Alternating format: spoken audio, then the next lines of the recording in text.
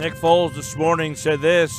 I think it's more complicated for people other than ourselves to wrap their heads around, like, how is this even possible to work? But I think it's when you just put your ego and pride aside and you know what's best for the team. Like, in reality, like, Carson Wentz is an amazing player. Like, you know, he's going to be one of the best players in the NFL for a long time. He's coming off this injury. He's going to be ready to roll.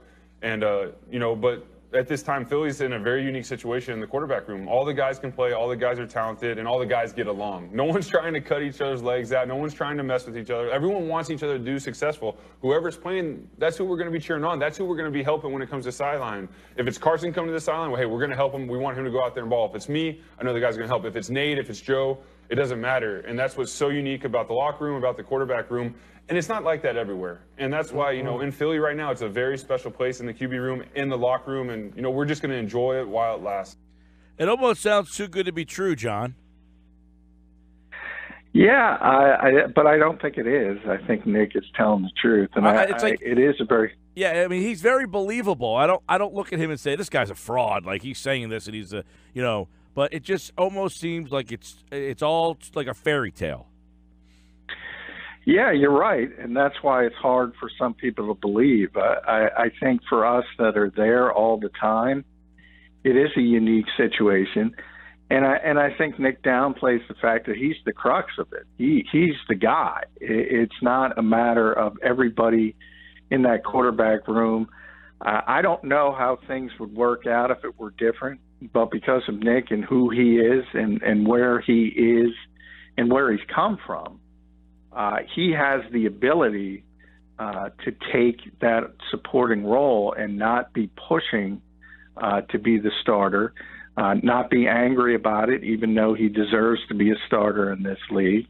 And it's tremendously unique. It is. Part of it has to do with his faith. He's a very faith-based person. But also part of it has to do with the fact that he's been through it on the other end, and he realizes the grass is not always greener.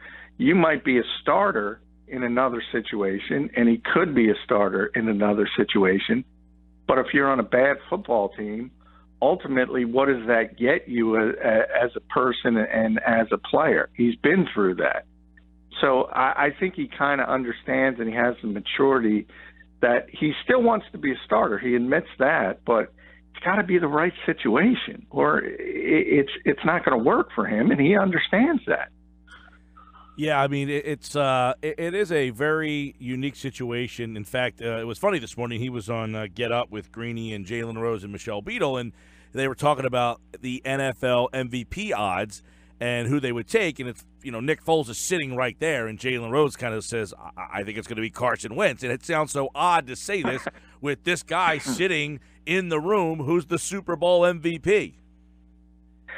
Yeah, and again, it's, you know, part of it is Nick understands he's not as good as a football player as Carson Wentz. That's number one. He's not out of his mind, and he doesn't think that if Carson is 100%, that he can perform at a higher level over a 16-game period. He's just, you know, that would be like use another starter anywhere saying he's better than Tom Brady or Aaron Rodgers. I mean, you might want to believe that if you're Derek Carr, if you're, you know, high-level starters even. If you're a Matthew Stafford type, deep down you know you're not.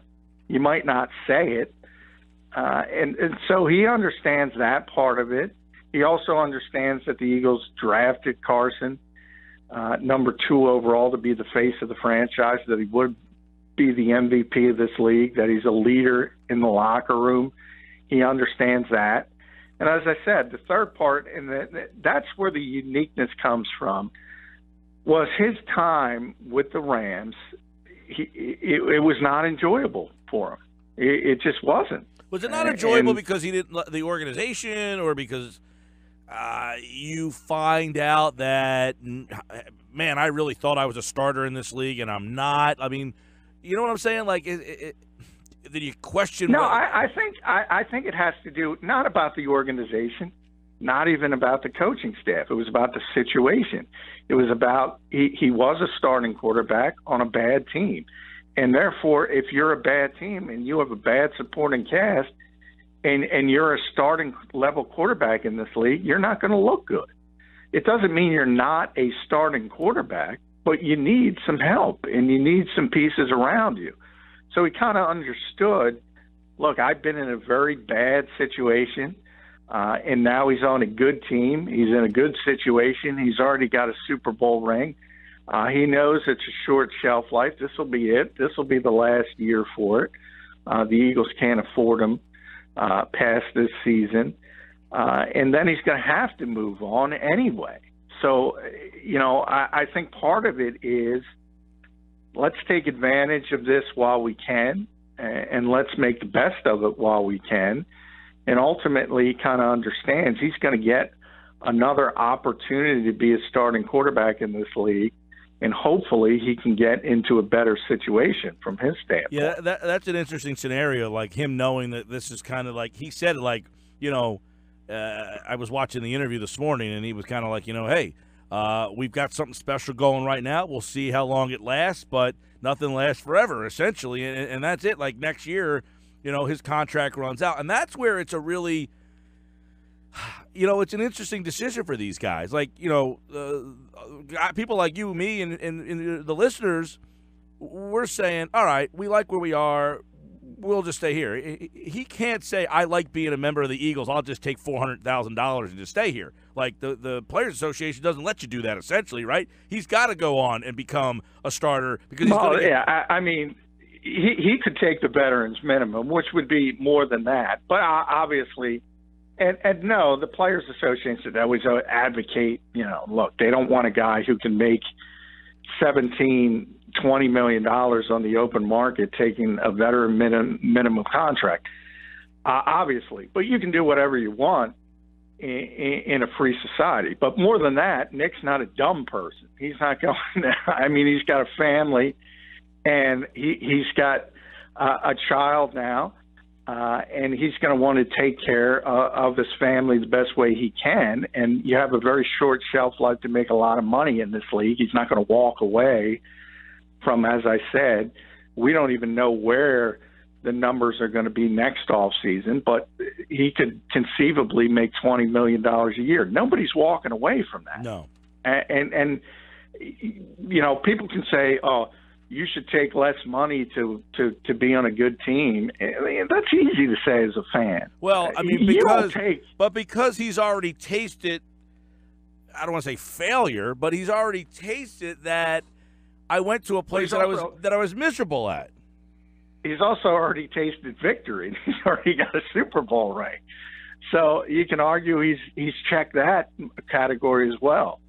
So, hey, look, if anybody is going to bend over backwards to take a little less money to stay in a situation that he likes, it's going to be Nick Foles. But to ask him to take $5 million or something of that nature, which maybe the Eagles could swing as a backup quarterback versus $20 million. Come on. Who in their right mind is going to do that? And he admitted that. If you remember the press conference where he kind of chuckled, if you remember, he was in Austin talking to a TV, and he said he wanted to be a starter in this league, and then he came back and had his sort of off-season press conference with us, and he was surprised that, people assumed that he didn't want to be a starting quarterback. To succeed at this level, you have to be competitive. Nick is very competitive just because he's a Christian, just because he's not an in-your-face type of guy. That doesn't mean he doesn't want to compete. What it means is he likes Carson. He likes the situation. He likes the Philadelphia Eagles. He has a great affinity for them. But he also understands it's going to end, and it's going to end after this season. And heck, as I wrote about on 973ESPN.com, if the right scenario develops in August, it might end in August. Jon McMullen at JF McMullen. Give him a follow there. You can check out all his Eagles and off-season coverage. We are counting down to Eagles training camp and looking at two teams every day that are chasing the Eagles. Today, it's the Raiders and the Cardinals. Let's start with the Raiders, John, because their biggest move of the offseason was bringing back a coach who hasn't been on the field since the early 2000s. Yeah, well, not quite that long. It's been about a decade he's been in the booth, and it seems like there's been a lot of changes in how you do business in the NFL since Jon Gruden was last the coach. And, hey, he's trying to turn back the clock. And a lot of them, as an old-school guy, traditionalist, I like some of his thoughts, but I also realize that in today's world, today's NFL, with the limitations on practice time, the changes in the game, the shifts, the rule changes, both safety-based and, the reality that Chip Kelly brought some of the up-tempo stuff. And one of the reasons Chip did that, and one of the reasons college coaches do that, is because they don't have time to practice. And they don't have time to teach their players these intricate West Coast playbooks. So they try to simplify things. John wants to go away from that. We'll see if he can do it. I don't like his chances, to be blunt. Yeah. Well, they were a team that seemingly was on the rise, 2 years ago after being in the doldrums for so long. What happened? Well, I think that's the NFL. They sort of caught fire in one particular season. Derek Carr really took off. And then you have the 12-win season. Then you have to play the difficult schedule. You probably overachieved a little bit. Certainly the quarterback overachieved. And you come back down to earth. I think that's kind of what happened to the Raiders. And I think people sort of anointed Derek Carr a little bit earlier than they should have. To me, he looks like an above-average quarterback. He's not, by any means, he's not a bad quarterback, but by no means is he an elite quarterback. So to me, that's a team, and like a lot of organizations that are in that situation at that particular position, when you have an above-average quarterback, everything's got to be clicking on all cylinders to get sort of to that 12, 13-win season. Not that you can't do it, but a lot of things got to go right. And they got Carr. They brought in Doug Martin. Martavius Bryant was a guy they brought in to add to Amari Cooper. So it sounds like they've got, Jordy Nelson, I think, signed there too, or they've got some. Jordy's there. Yeah, they've got some. Jared Cook, the tight end. So it seems that Gruden has some weapons to work with here, where this team could be scary on the offensive side of the ball. They went out and got a 36-year-old Derek Johnson to be that, kind of the quarterback of the defensive side of the ball here. But you wonder, is Gruden and this offense enough to kind of turn them right back around from 6-10 back to a playoff team? Well, I don't know, and that's the kind of thing. He wants to go back, and he's going to play a fullback, and he's got Marshawn Lynch. He wants to be a run-first sort of play-action West Coast traditional offense. And you mentioned there's some big names, but you have to be concerned about Martavius Bryant off the field. Jordy Nelson, he's aging. Again, that's one of those, you see the name, and you kind of perk up a little bit and think about him in his prime. It's not that guy anymore. Yeah, it's like yesterday we talked about Seattle and never even mentioned Brandon Marshall. Yeah, well, same reason. I've talked about it a lot with Des Bryant. You see the name and you say, wow, that's a pretty good player. It's probably not the case at this stage, at this juncture of his career. So I'm not sure if he's going to be that helpful for a guy like Derek Carr. I think when you look at receivers, and we can use all of those names, Jordy Nelson, Des Bryant, Brandon Marshall in Seattle, those are guys that aren't going to get a ton of separation. So if they are going to be successful at this stage of their career, you need the pinpoint accurate thrower who can throw the back shoulder stuff like Aaron Rodgers does so well. I'm not sure if Derek Carr's that guy. In fact, I would bet he's not that guy. We're counting down the days to Eagles training camp, July 25th. These are the teams chasing the Eagles to win their Super Bowl. Looking at the Oakland Raiders, led by Jon Gruden, and for years everybody was, is Gruden going to come out of the booth? Is this the year? And he never did. He finally did. Do you think the game will have passed him, or do you think he will be successful in his second go around with the Raiders? Well, it sounds like it's passed him by, but remember, just because you say things, and I think people say, sometimes I joke when coaches, you look at Doug in minicamp, for instance, he's got to meet with the media 3 times that week, and really it was a 4th time because we also had sort of an off the record type thing. So he's talking to us 4 times in 1 week, and I think a lot of people, will read a transcript of the on the record stuff, and like a coach is under oath, and it has to be. He said it, so it has to be. I mean, you and I are on the radio every day. Sometimes you say things off the cuff. You may have said it the wrong way you wanted to say it. In other words, there's some wiggle room, is what I'm trying to say. So just because Jon Gruden says he wants to do something doesn't mean he has to do it.